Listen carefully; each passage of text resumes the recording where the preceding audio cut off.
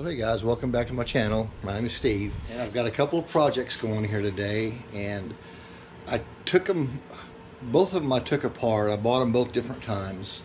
The first one here is I bought off Facebook, and I was wanting to get some kind of a string trimmer to take out to parent and trim along my fence line, because it's a backbreaker. That fence line, I'll throw a little picture in here when I was mowing it. That fence line is pretty long to be trimming out, and sometimes there's a little thicker stuff in that fence line. I'd like to just have something a little easier to do it, and I thought I could use a little string trimmer, walk behind string trimmer. So I got on Facebook and started looking, and sure enough there were a few on there. Most of them were around $200. It looked pretty good, and then I found one that was listed for I think $125. I'll throw a picture of it right here, and you can see that it was in pretty sorry shape. It was dirty, as best I could tell. And I thought, you know what, if dirty doesn't matter to me, I can clean that up. As long as the engine is not locked up or crankshaft broken or what have you, you know, piston locked up. And I offered the guy 50 bucks for it, and he took it. So he met me halfway between here and his house, and I grabbed it. And I don't really know anything about these little string trimmers. I didn't know what might be missing or what's really broken or what to look at. Figured I could fix it. 50 bucks is not a big deal. But it was a lot wrong with it once I got home and started doing a little research. So here it is. I've already taken it apart, and I'll show you the components that went bad. So here's what it looks like right here. You take a bunch of the guards off. It's pretty small. It's a Craftsman. I don't even know if they rate these in horsepower anymore. They rate these things in torque, 6 pounds of torque, 6 foot-pounds of torque. It's kind of crazy. This looks like an old 3 horsepower or 2.5 horsepower size rigs we used to have on our mini bikes or old lawnmowers, what have you. So to begin with, the casing on it's pretty light. Wheels are nice and tall, so it's easy to push. It does have a lever up here to disengage the whizzing little strings when it's idling. But when you look under the bottom here, let me show you the bottom. So it's got a double pulley setup to tension the belt, all pretty light duty plastic pulleys. You know, this thing may be 3/4 the way through its life. Belt looks okay, but my gosh, they use a little bitty belt on this thing. I mean, it's a small itty bitty belt. And I'm sure that the Craftsmans, the Murrays, all those ones that are in that range, I can't think, I saw a bunch on the internet that were just different brands. One thing I didn't see very many of them was a DR type. Let me show you how all of this mechanism went on up here, and I'll show you what I found, because it was pretty more jacked up than I thought it was going to be. But what are you going to do? You know, it'll work when I get done. And so, you know what's funny is, since I see a lot of them on sale on Facebook, maybe they don't really work as advertised. Maybe they work a little crappy. Most videos show the guys are all super happy, but there were a bunch of them on sale. So let me show you what I've got over here on the bench, or what I took off here, and what I've got coming for it. Oh, but let me show you the other thing that I bought. I've been looking for a little while. I've been looking for a stump grinder, and a couple of times, probably for a year and a half. And a couple of times I did find a few Toro stump grinders, and they were $1,200. One of them this guy had 2 rentals from a rental place that were Toros, and he wanted $1,000, and he just wouldn't come off that price. I missed one a year ago that a guy wanted $700. I offered him $500. It was on Facebook for 5 minutes, and it was pending after that. I messaged the guy, and he goes, "No, I've already got somebody come look at it." So I did find one on Facebook the other day, and it was a DR, and the guy wanted $750 for it, and I offered him $500, and he took it. And he lives up close to Oklahoma, and Oklahoma and Fort Worth are about an hour and a half or so away. And he met me between here and there. I picked it up, and you know, it looked in pretty good shape. He started it up, it ran good. He didn't have a battery that worked in it, and this DR that I have is an electric start, which is really nice, although it pulled start right away. no problem. And he showed me that it actually, you know, the cutter had worked and so forth. So here's what it looks like. So this is a nice unit, right? Nice big old starter. DR generally makes some pretty decent stuff. It's got a good size motor on it. Here it is listing it. Is that 1650? Yeah, see here they again, Briggs is rating their stuff at torque. 16.5 foot-pounds gross torque at 2600 RPM. It doesn't say anywhere how many horsepower it is. I guess it really doesn't matter if you're used to how high in torque needs to be. I don't know. When it's horsepower, I know that when you have a 2 horsepower, it ain't gonna be power enough. If you got a 20 horsepower, it's gonna do some damage. 420 cc. So that's not terrible. This motor is really built pretty well. And when I took it apart, I took the carburetor apart on it. It was really clean except for some rust. I cleaned the gas tank out.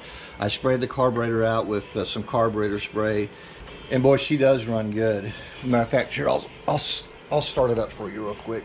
On these DRs, you've got to take it and hold this down all the time.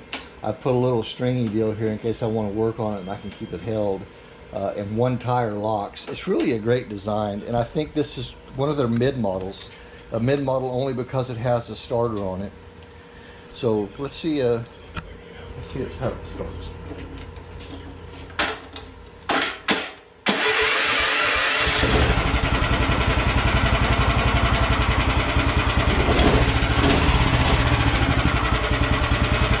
So it has a little throttle right here, a little small one. And this is a torquey little motor. You can see it idles good. It's going to make a good unit. This thing has a centrifugal clutch like your old mini bikes used to have, but it's a big substantial one. You'll see it here in just a second.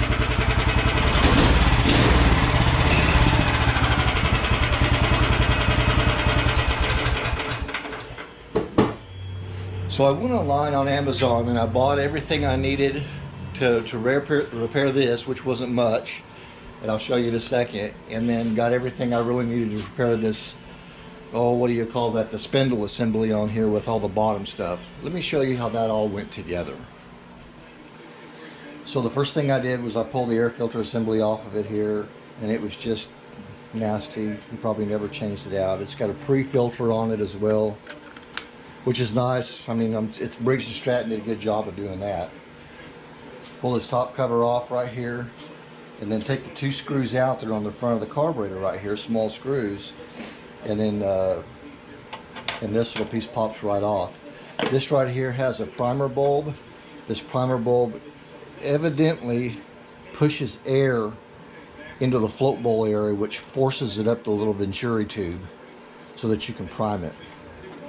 Pull the fuel line off. There was no gas in this thing at all. Pull the top off. Pull the engine shroud, the gas tank off. And this gas tank was, believe it or not, it was super clean. I rinsed it out, no big deal. Rinsed it out and cleaned it off. Pulled the shroud off to take a look underneath and blow crap off from underneath the inside of it. It was in good shape. I threw a little paint on it, and of course put a little Benford sticker. I pulled the carburetor off this thing. I blew everything off, blew the oil off, not oil, I blew the dirt off of everything. I pulled the spark plug out, looked at it, and I spun it, checked for compression, I checked for spark, all that was good. After taking the carburetor off on this thing, it also was really surprisingly clean. No water had been in the fuel, so it was a simple clean out. These old Briggs motors like this are super basic on the fuel delivery wise. So I cleaned it out. Really no big deal with that carburetor. I put it back on. And then here's what happens up front on this business end.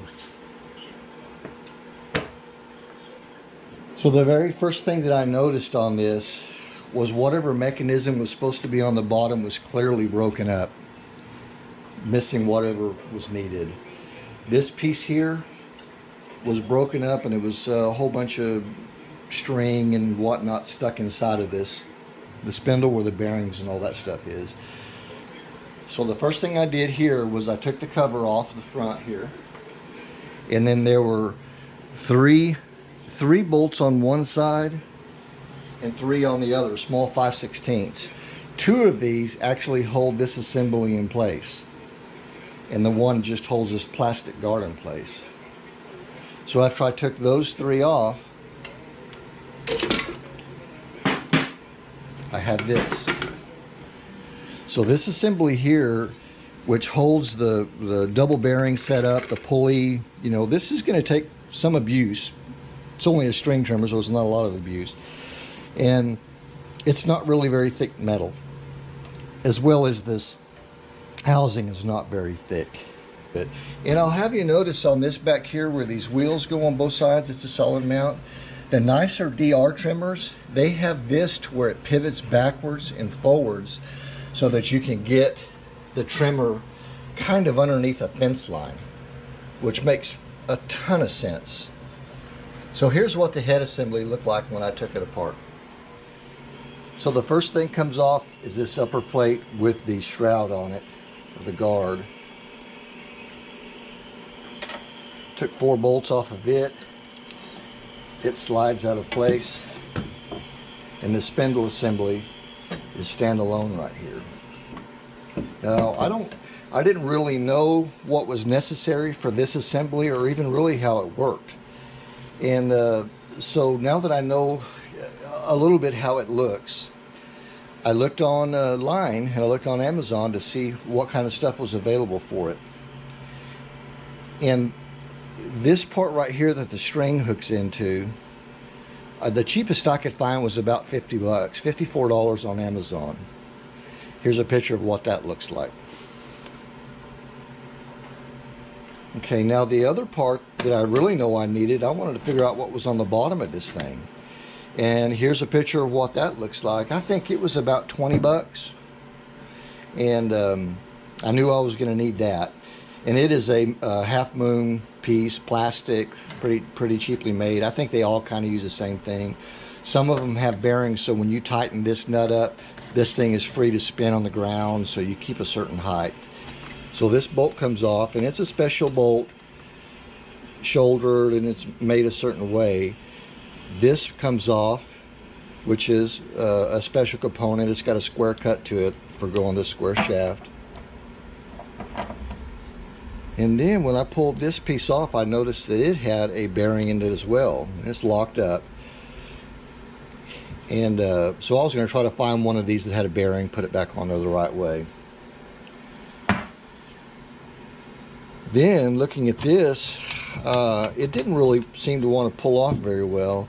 So after I got to looking at it, I could see there was a lever right here. And I can see inside that I had to push this lever inward to make height adjustment on the string. This is how the height adjustment happens. And what's going on here is it's got slots on this. I bet a lot of them are the same way. These slots hit this piece here so that you can adjust the height. Pretty simple design, not too bad.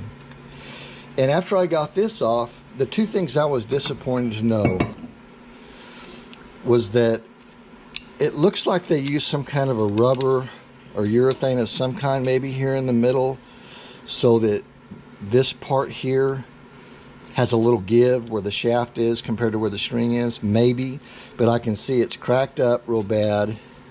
And once I took this piece off, you can see it's just in bad shape. And I thought, I can't really do anything with that. And to boot, this is what holds the strings. The strings exit out here. So you would take the string in, and you've seen this a million times on video. The long string goes through here and loops around and comes back through and extends out. That's what holds it in place. And you can see on this side, it's completely broken off. I could weld another tab like that on here, no problem. I can't fix this part if that's going to be an issue. Plus, this, I think, is a little taller, and it keeps debris from getting up in here and wrapping around the bearing and so forth. Like I say, that was 50 bucks. And I didn't see any choice but, trying to find it.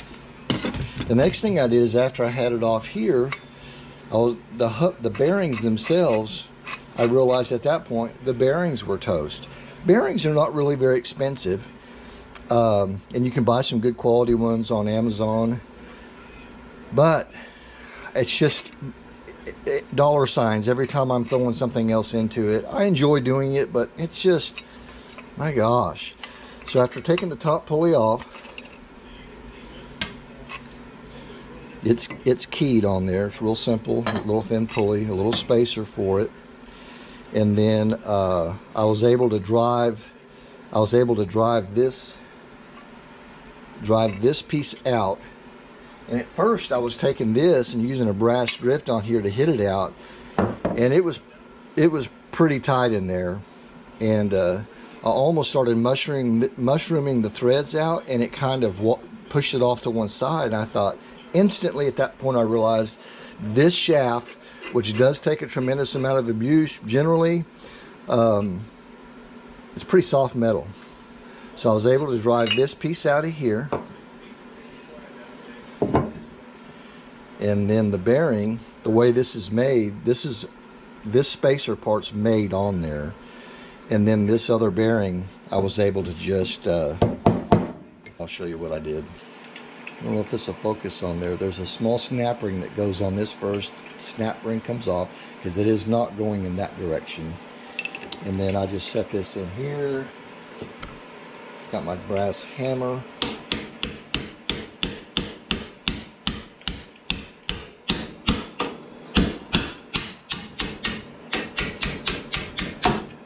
Give it a love tap, and here's the shaft.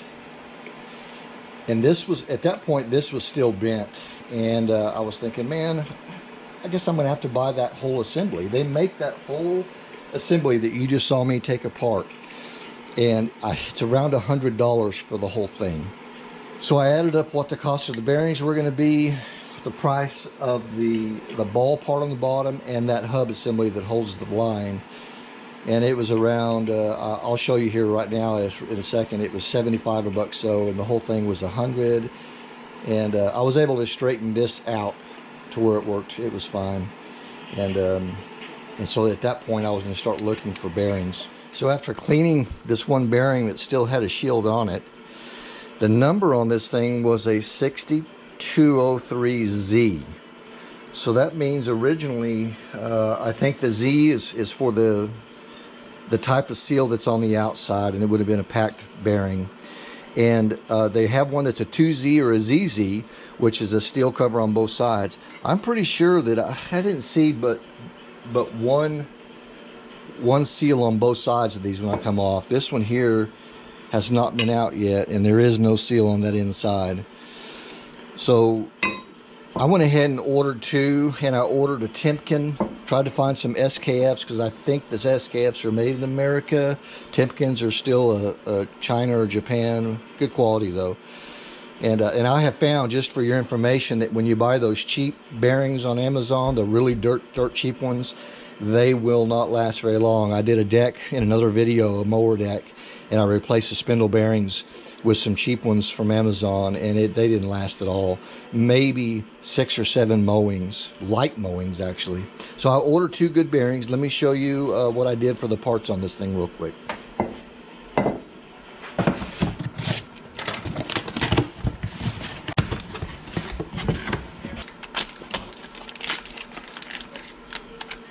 So here's a couple of Timken bearings. Those Timken bearings were $15.88 for 2 bearings, and they came here right away. It was quick. All this stuff was quick, one day.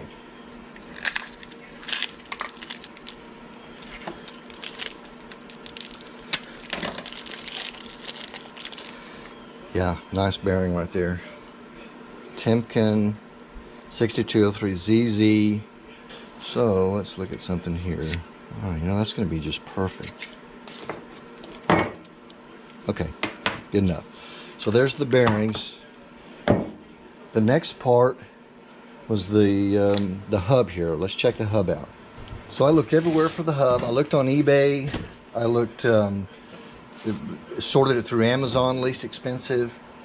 And this one here was $54. and it's an exact replacement. As a matter of fact, this this did say that it was it fits Husqvarna. It fits well, many different brands actually. This might even be a Husqvarna part number. So look at there. They don't even have the spring or the locking mechanism. It didn't even come with it for $54. I'll need to reuse this, which is fine. But I can see now how much of this is broken out. All this outer, the keepers that hold this thing in place when it's sliding are gone. I didn't really realize that. It's all plastic though. So here's the keepers. The spring fits right in here. So it's slotted. And it goes right in like that. Spring will go in there. Okay, I'll clean that up before we put that together. So the next item is this ball piece, or quarter ball. Oh good, it does. It's got a bearing in it like it's supposed to. Huh, funny. That bearing number is a 6203 as well. So that all of those components use the same bearing. That's kind of nice. So there's that ball cup part of it. And they call it a Mo ball. And it was the least expensive they had at $18. I ordered a couple of new Briggs plugs, spark plugs for it. Okay, so lastly, this air filter. I just wanted to find an air filter, maybe with the pre-filter that came with it. And I needed to get this primer ball because it's really, this air primer piece is really stiff. That's kind of a funny way it works. It's not a fuel primer. In the sense that your weed eater has gas in it and you pump it. This thing here has a hole over the end. And when your finger pushes on it, it just pushes air. When you release, lets air in, pushes air, pushes air, pushes air, so that you can probably force air in the bowl, and it pushes it up through that center jet area, or center tube. So when I was looking for this stuff, this was about $7 or $8 on Amazon. The air filter was around $6 or $7. It seems like that was a lot of times they offered these two together. Sometimes it was the whole kind of kit together. But I did find, and I don't really need this, but I found this part, the air filter. The bulb was already in the housing. Don't think it had the cover, and it also had 2 extra primer bulbs just in case. And it was like $11. Let me show you that.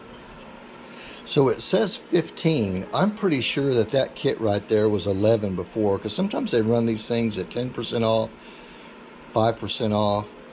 This particular one, it was around $11 for the whole thing.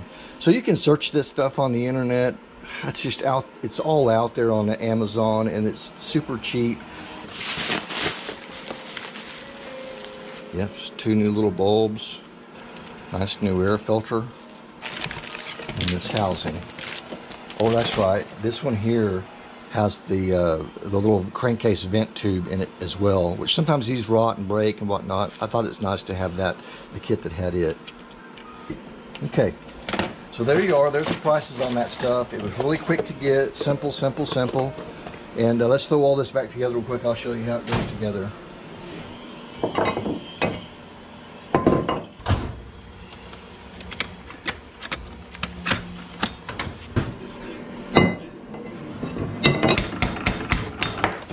So it looks like inside of here there is a lip. I don't know if that shows up on the camera, but you know, I don't know if this gets driven down flush to that lip. Maybe. The other side has a lip, but then it has another step lip. I think they pretty much go just flush. They go until it stops against these points, because there's a bearing here and the bearing here. So I'm going to drive it until it does. And one thing to be sure, guys, don't drive it on the outside of the bearing. Get a socket or something. Do not drive it from the middle right here. That will damage the bearing, and you could damage the seal too. So when you tap it in, tap it from this outer edge, and then use a socket that fits it to do it.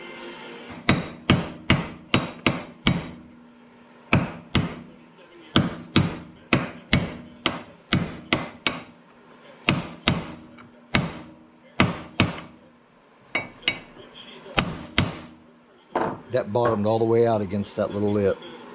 This side's the top. Gets in there like that.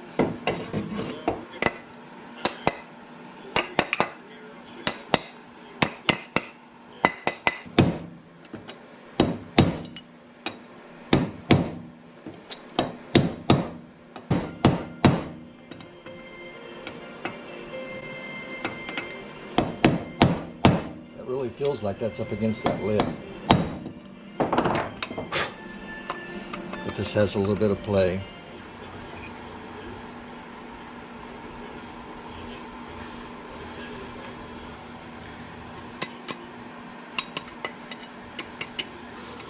All right, looks good.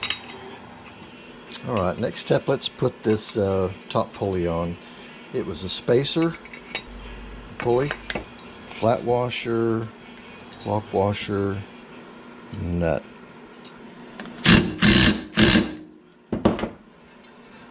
Yeah, that's perfect. So let's clean this up. I think for giggles, I'll put some graphite lubricant.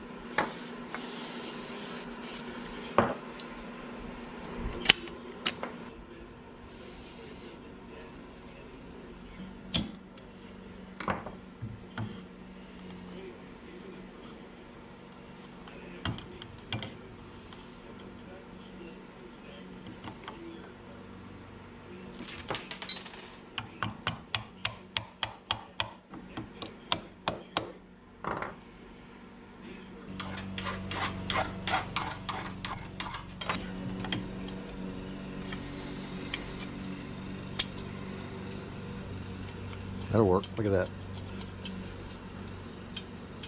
that. See how much of that's missing off there? This part right here is going to go up there and really protect that whole area. Kind of encompasses it. You know, stuff like this that I was talking about, I wouldn't have noticed it. I don't know what to look for. And if this guy was a little more honest, you know, he would have told me that, yeah, that whole bottom piece is messed off. I can't keep a string on it because it's busted. But you know what, you get what you pay for, I suppose.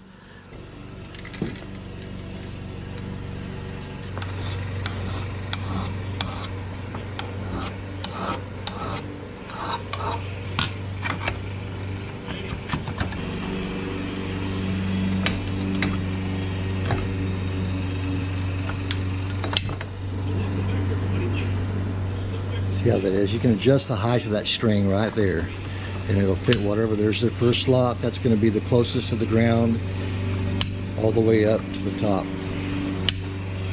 All right, now you got this piece here.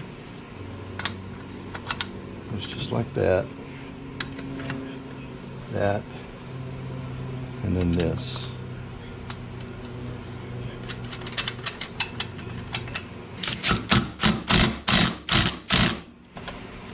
So that all tightened together like that. This ball spins. I guess when you hit stuff, it just goes off of it, and that spins perfectly. Okay, so let's put this back on the mower.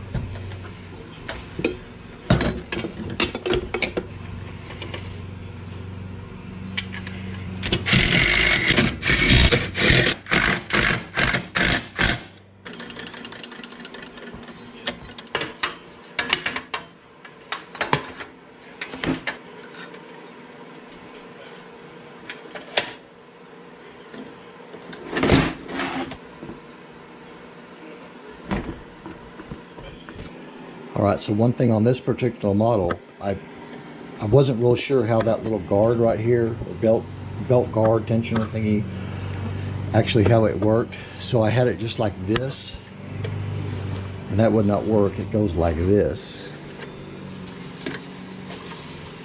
It goes on this side of it, right? So let's put this back together.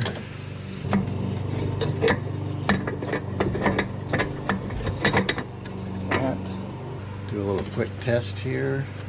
I don't know if you guys can see that. Let's see how that tensioner tightens the belt. All right, let's finish.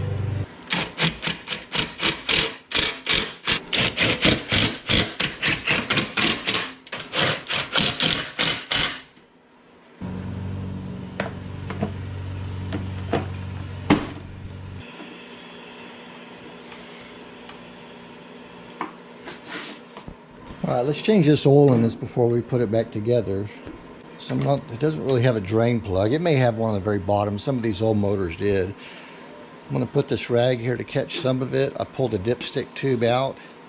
Let's see if we can get this oil out this way.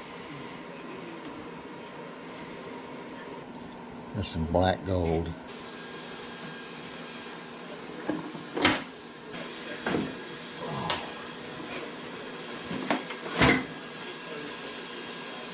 Still a mess.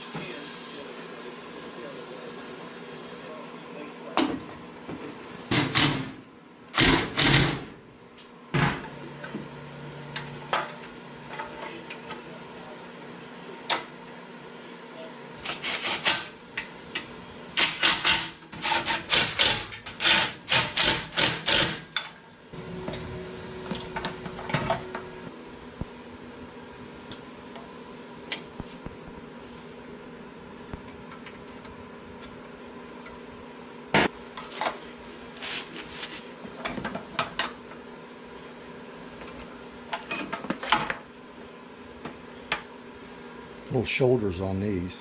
Can you see that?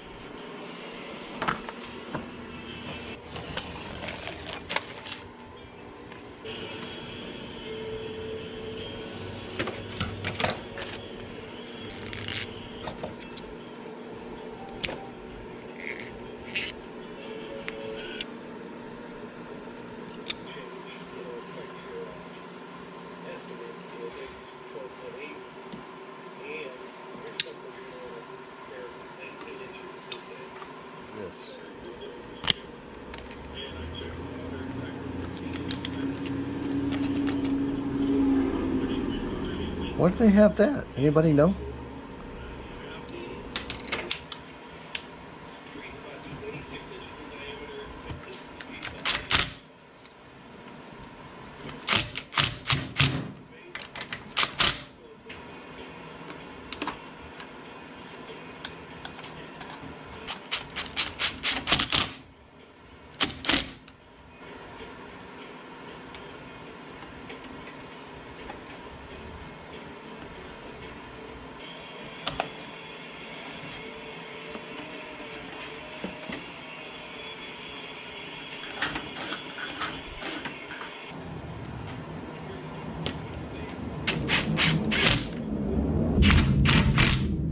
All right, let's check that gap on that new plug. Should be right about 30. And it is right on the money.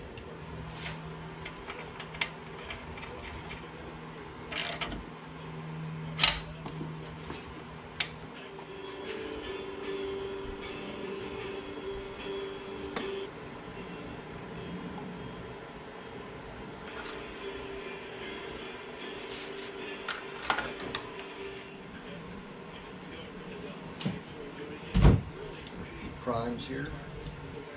This doesn't even have a choke on it. Let's see what happens.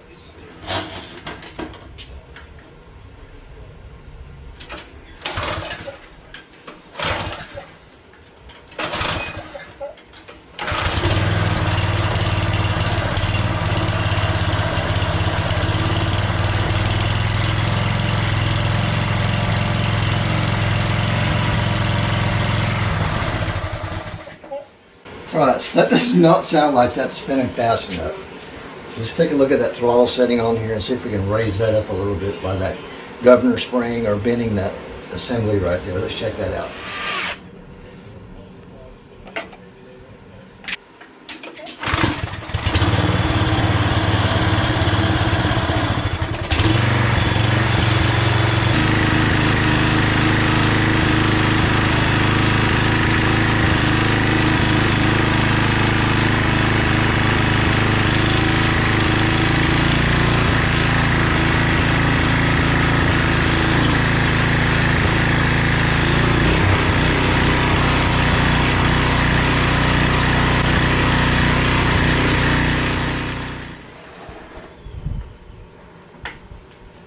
I bought for it.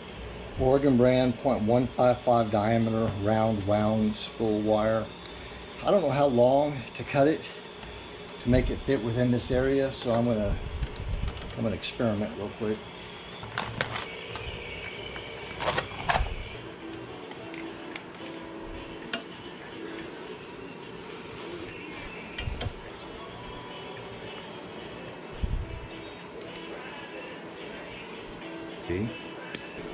Alright, so now that I've got kind of a rough length, fold it in half, stick it through this opening, and I'm going to grab it and snap it back through here, and that should give me kind of what I want. Let's see how close that length is.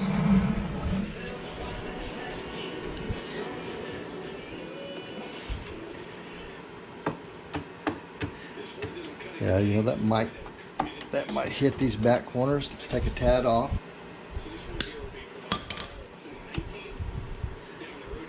All right, so that's perfect. This is 19.5. Let's cut a bunch of them like this.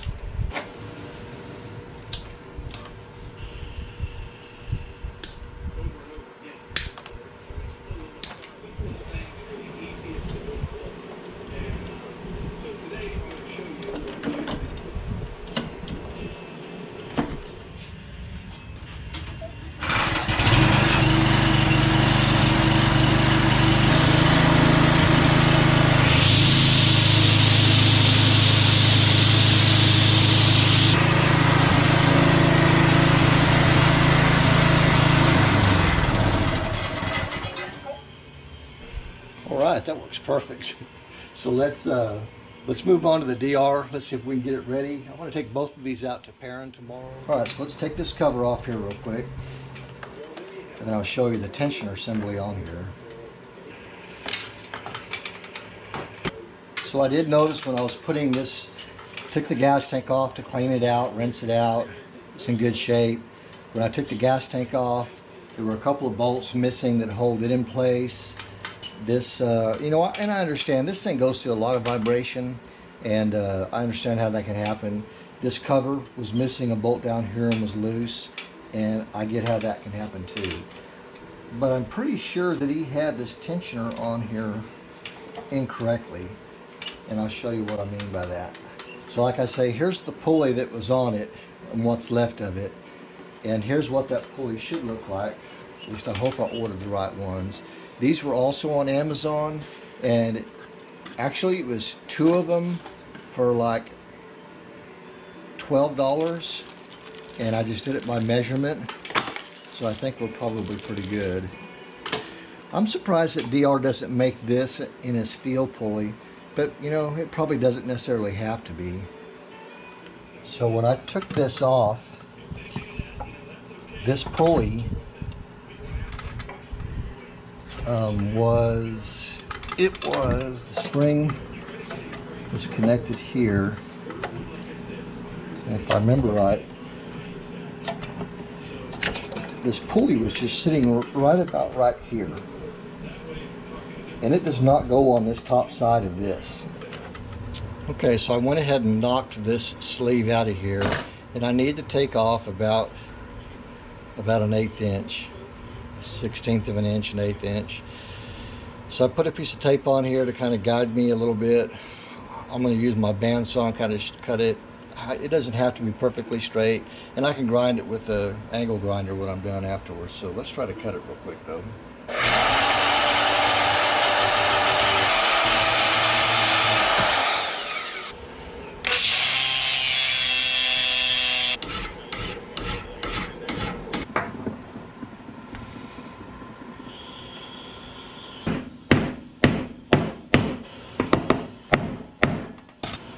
And I would say this metal here, it smells weird when I was grinding it, and it is super soft metal too. 6202. Same bearing as the others.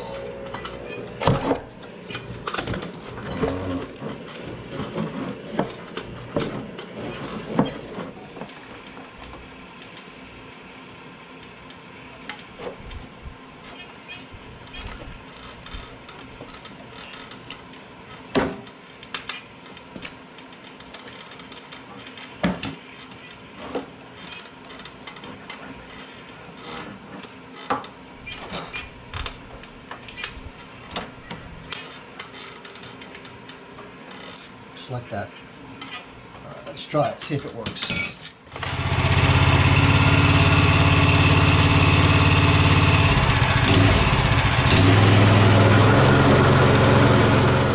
I'm just going to put this side cover back on properly, and we'll call this one finished.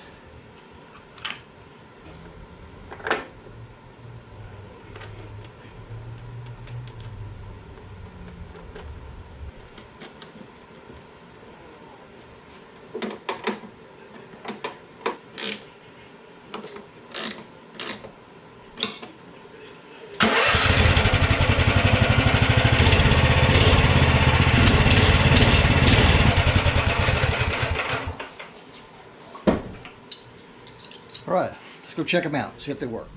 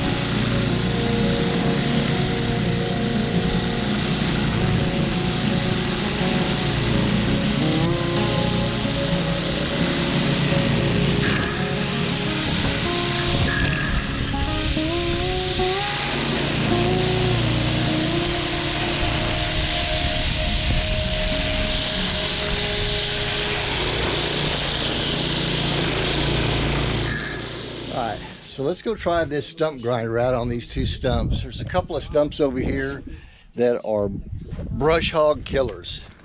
That is one.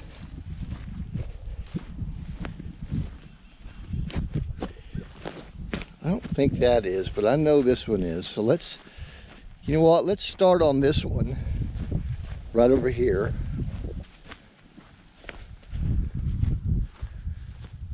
Yeah, let's take care of that one real quick. Let's see how this stump grinder works.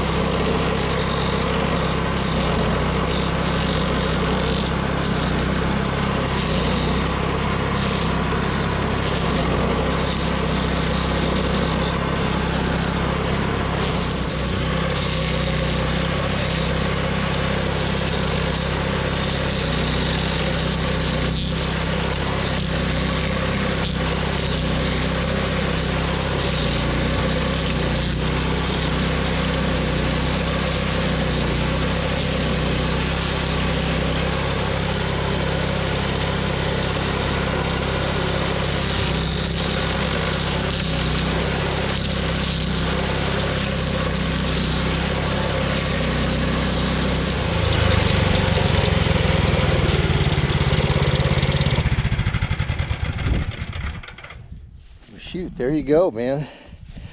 That works pretty dang good, I'll have to admit. It's a booger bear to hang on to, but you know, the more I went along with it, it got a little easier, I'll have to say. And that's a mesquite stump, and that took probably, I don't know, 10 minutes maybe. I'll cover that all up. I'll be able to mow right over that. That's beautiful. There's a couple more I need to do around here, but there you go. You can see that little booger works good. There is some life left in that little DR. $500. Can't hardly beat it. Let's find another stump to grind.